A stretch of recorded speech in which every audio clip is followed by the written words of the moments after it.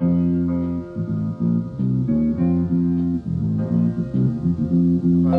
voudrais vous remercier à tous d'être venus pour cette 9e édition de ce Forum N+I. N+I, c'est offrir une formation à des ingénieurs qui veulent une carrière internationale. Et des ingénieurs internationaux sont des gens qui ont une solide formation scientifique et technique. Ça, je dirais, c'est inévitable, c'est la base. Ça veut dire travailler avec des gens d'horizons culturels différents des vôtres. Donc pour nous, il y a des maîtres mots, il y a des mots-clés, ouverture à d'autres cultures, ouverture d'esprit, être autonome dans son comportement, savoir communiquer. Et puis le maître mot, c'est s'adapter. Et donc c'est ça le challenge, c'est ça le défi que nous vous proposons. Donc c'est la raison du nom d'N+I, c'est qu'à un cursus national normal, on rajoute une dimension internationale.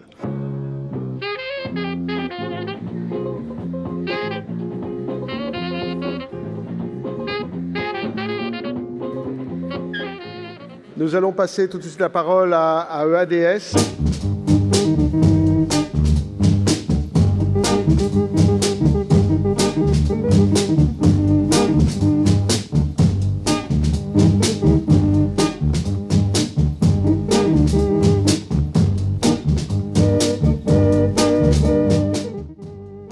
Finmeccanica in Italy, Thales, France, and EADS as the most European of all of them. On ne veut pas que les problèmes d'argent soient un handicap pour la venue étudier en France et on va chercher des financements.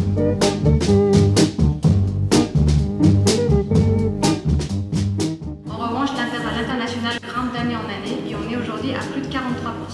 Comme vous voyez, une grosse part de l'Europe. D'ailleurs, on souhaite faire de l'Europe notre marché domestique. On ne s'est plus contenté uniquement de la France, mais vous voyez également une grosse partie de l'Afrique, du Moyen-Orient et de l'Asie-Pacifique.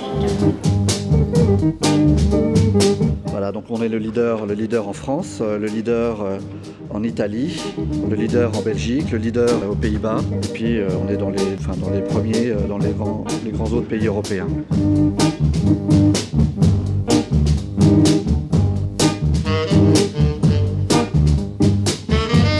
Qu'il s'est constitué avec des acquisitions et qu'il y a des acquisitions tous les ans.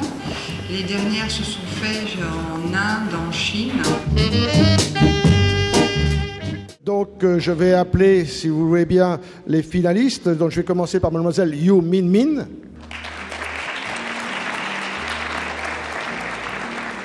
Ensuite, je vais appeler monsieur Pérez Mendes du Mexique.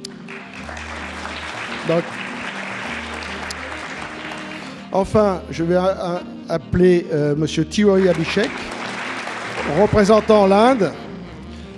Bravo à vous, en tout cas, sur la présentation d'hier. Le jury tenait à ce que ça soit dit.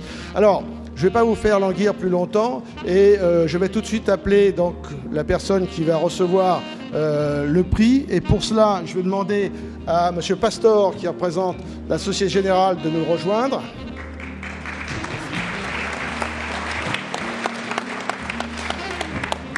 Je profite de l'occasion pour remercier la Société Générale qui finance ce prix de 1 000 € au meilleur des finalistes. Donc merci à vous pour ce partenariat. Et je demanderai aussi évidemment au président Alain Ayache de remettre ce prix aux finalistes et peut-être même d'annoncer lui-même le résultat puisqu'il était évidemment dans le comité scientifique d'hier après-midi. Bien, donc effectivement, je reprends ce que vient de dire Jean-Pierre. On a été impressionné par les 3 présentations que nous avons eues hier.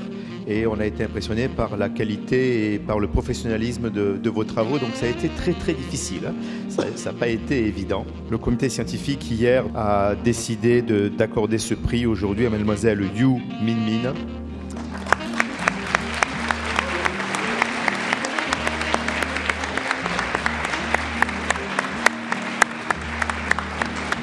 Bravo. Tout d'abord, bonjour à toutes et à tous. Je voulais tout d'abord remercier le professeur Trottignon, très simplement pour faire vivre ce partenariat avec la Société Générale. Et puis, je vais essayer pour ma part, effectivement, de faire pérenniser ce partenariat qui dure depuis 3 ans maintenant, professeur. Je voulais vous remercier, vous, étudiants, de nous accompagner et d'être clients de la Société Générale durant votre séjour en France. Mademoiselle Yu, je vous félicite pour vos travaux. Je vous remets ce diplôme et la Société Générale est ravie de vous faire un virement de la somme de 1 000 € sur votre compte bancaire.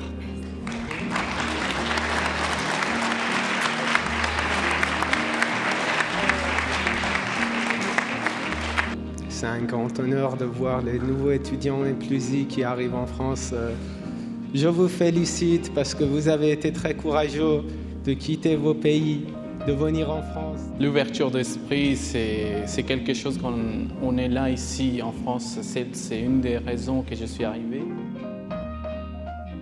Je suis arrivé en 2005 à l'ESTP avec le réseau Impulsi et avec la bourse de l'ambassade de la France en Hongrie. Et en sortant de l'école, j'étais embauché dans le groupe Vinci Construction France qui fait partie d'un groupe international. Donc ça me permet de démarrer une carrière internationale ici en France avec un diplôme français et qui me permettra à la suite de soit rentrer chez moi en Hongrie, soit aller n'importe où dans le monde. Donc les grands groupes français, pour les jeunes étrangers sortant d'une grande école d'ingénieurs renommée, donc vous êtes tous les bienvenus à la sortie de l'école, donc ne vous découragez pas, même si vous ne parlez pas trop de français. Voilà des exemples qui sont arrivés il y a 4 ans sans parler aucun mot et maintenant ils travaillent ici et sans aucun souci. Donc bon courage à tous. Merci. Je crois que c'est un beau témoignage de différents pays, de gens qui avaient des niveaux de français différents, donc qui représentent bien finalement ce que vous êtes aujourd'hui.